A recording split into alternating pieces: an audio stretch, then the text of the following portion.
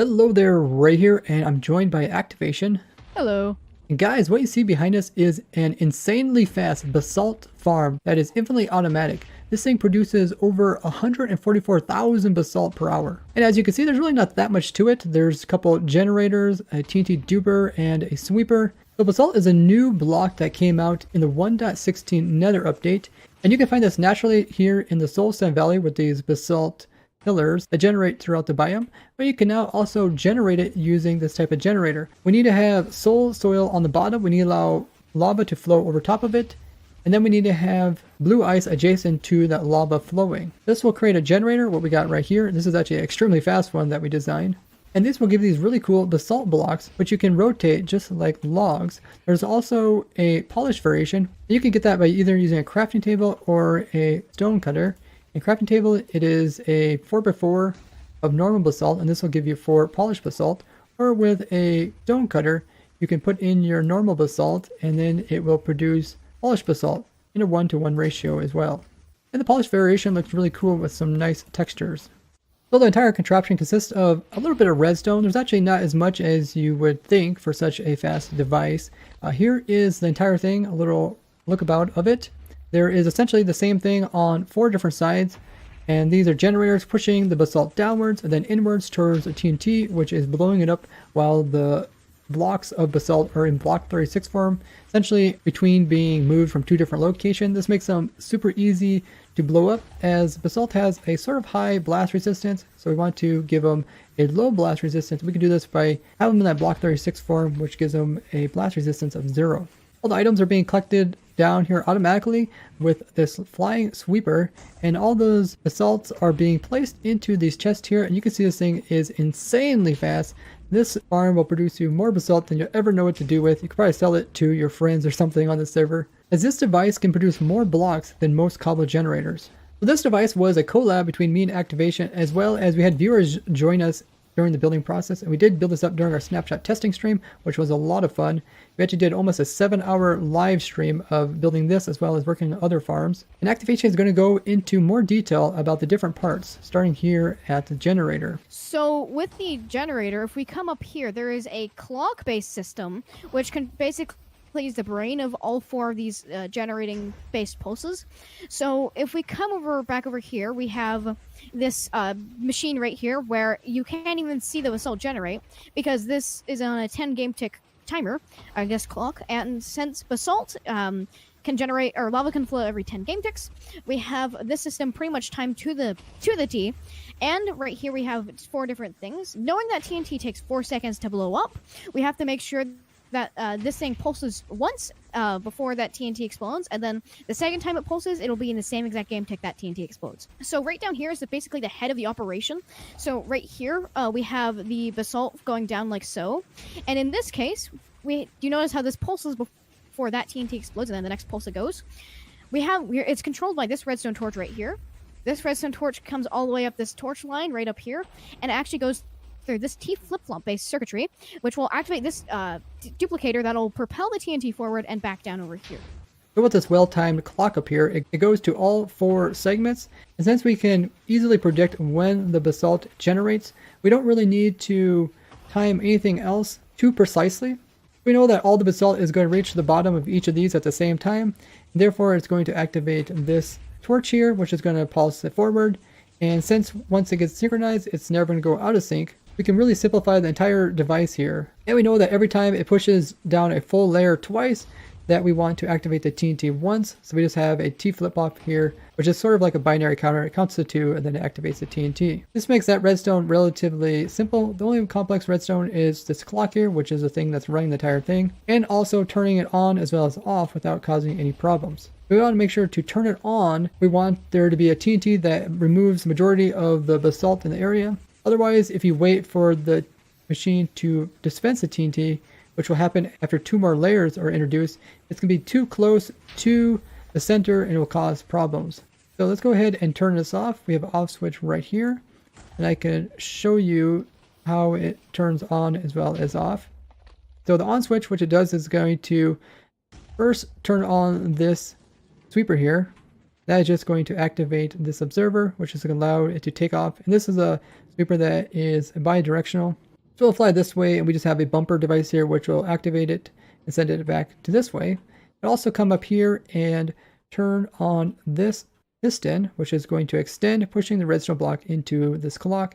This is just going to create a consistent pulse going here, which we use to remove the basalt from each of the generators. Pulse is also going to continue over here through this pulse extender, and then it's going to be put into this TNT duper, dropping the initial TNT to kind of clean out the chambers so it doesn't clog up later on.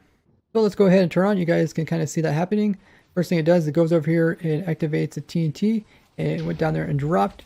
Now, when it comes time to turn off the entire device, we need to make sure that it turns off when there is no basalt in this pushing chamber. Otherwise, it will not be synchronized with the rest of our systems. Since our systems are very simple, it really has to be timed perfectly. But this actually makes it quite simple to build the rest of redstone just by having it turn off properly. So we were able to do that by pulling a pulse from the same thing that activates the TNT. Essentially what we're doing is saying, hey, when the TNT activates, what we need to do is kind of shut off this entire clock. That way no more basalt is being formed. And we do this at a very precise time. And this is what this other piston here is doing, is trying to push the redstone block away, trying to turn it off. But currently, since it's on, it can't push it. So as soon as we remove the power to this piston, it can now push it back and turn it off. Every time some pulses are coming through here, trying to turn it off. But as soon as we go ahead and hit the switch, the machine is going to pulse this piston, and it's going to move that redstone block precisely timed so that there is no basalt in this area right here. That way we can easily start up and count down 4 times, another 4 times, so 8 times of generating. Then it'll be equivalent to 1 TNT blowing up. So that's pretty much all the redstone that is up here doing. The majority is just extending the pulse that we're sticking into a clock to reach all of the generators. So we have one going to all 4 of these, and we don't have to have any delay or anything. It's near the center, so it can reach all of them without a problem. The actual generators consist of a piston, which is pulling blocks out of the area where they're generated. So these are stickies. And then as soon as the power is removed from this torch, it will pull. And then what will happen is power will be sent to the top pistons, which will push downwards. It is actually quite important that this piston, when the system turns off, that this piston actually is extended, which means this block is up here. It's actually very important in that case, because if it wasn't like that, then what would happen would be this system would pulse right here, turn on the duper, and then this system down here would and turn on the duper, which is not good at all. So if it's like this state, like so, then the issue like that would be it would turn on the duper and 2 TNT would be launched, and we don't want just like that at all. So you can Just see like it can so. cause problems. And this is actually ghost blocks. This is just in this version. Some of these snapshot versions have problems with ghost blocks being created when explosion. So essentially, yeah, I'll put off 2 TNT, which can make the other one fly away. So the item collection is pretty simple. We just got a fly machine going back and forth. It has 2 really long extensions to kind of collect all the items. If I do F3 plus B, we can actually see the entities. They're getting dropped off on either side. And it does a really good job at easily pick up items here in another dimension because we don't have water. And we have the floor made out of leaves, just a block that the slime blocks cannot connect to. You can use any other type of block that could also not connect to it. Once items are pushed over here, we have a set of hoppers inside of this railway. And essentially they're picking up the items and putting them down into the chest down below. If there happen to be one spot where it kind of gets a lot of items, then the hopper minecart above will pick up any extra items and kind of distribute them across. If one would happen to fill up completely with basalt, then it will easily be able to move it over into one that's not full. You can put any type of collection system that you want. We just have some chests that are collecting all the items. You do need quite a few hoppers, around almost 20 hoppers to keep up with this farm alone, just because it's so fast. Now, entire farm we built out of iron blocks, but you can build out whatever blocks you want to. Just keep in mind that places that have slabs are actually needed, where the place of solid blocks can be solid. Now, the reason why it is so fast is because we're building this here in another dimension where lava travels 3 times as fast as in the overworld. You could build this up in the overworld, but it's about 3 times as slow. But then you have the advantage of using water to collect all the items. If you guys don't want a really big design like this, we also have just one side, but it's 6 wide instead of 5 wide. So you guys can use this, and this is a little bit simpler, but it will still produce a lot of basalt, just a little over 1/4 the amount as that one.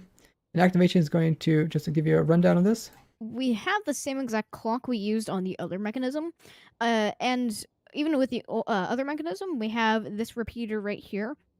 This is adding a 2 game tick pulse extender really quickly, so the basalt can actually pull and push in the same amount of time. And we basically just have the brain system like we have over there, if that makes sense, with the redstone line going up here into a simple monostable or T flip flop. And it would just basically power the duplicator. So if we turn on the system, it will basically still pulse.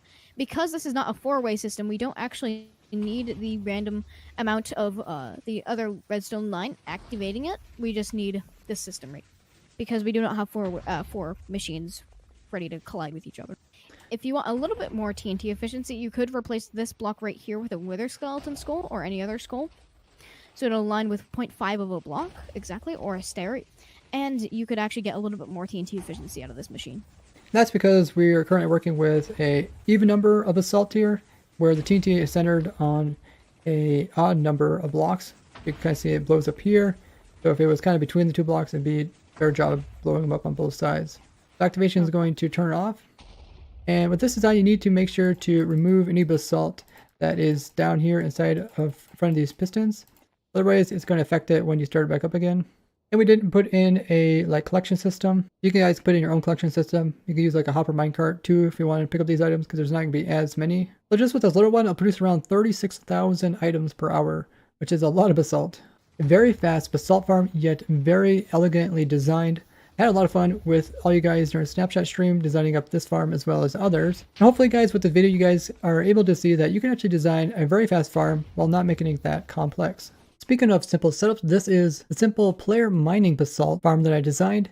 One of the ProTech members, Adam Shadow, actually noticed that I forgot to put in a piston here. Instead, I just had a repeater because I only had 4 game ticks between the two sides instead of the 5 that I wanted. If you guys don't know who Adam Shadow is, he is one of the ProTech members that is very knowledgeable about Minecraft when it comes down to the very precise timings of redstone and stuff like that.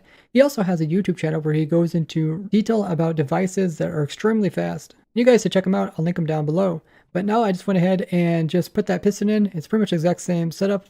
Player stands here, you're being survival. You have efficiency 5 either on netherite or diamond. Also have a haste 2 beacon nearby. To turn on, you can put a switch here or a button, and you can just go ahead and clear this all out.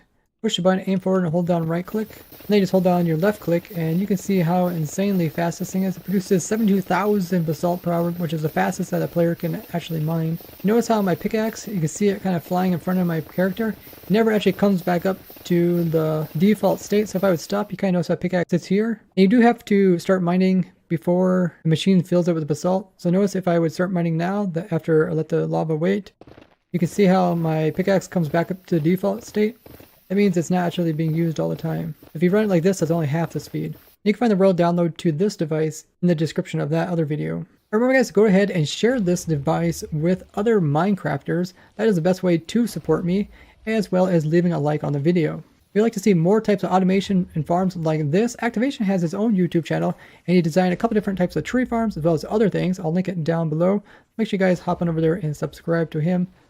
And I also set up an entire playlist so you guys can binge watch tons of different Minecraft machines that are complex. You can find that playlist down below. Make sure you guys are following me on my social media so you guys don't miss out when we do our live streams. If you guys like to build this up in your very own world, we have provided the world download down in the description. That way you guys can build it up block for block. I'd like to thank you guys for watching. I'll see you guys in the next one. Bye-bye. Bye.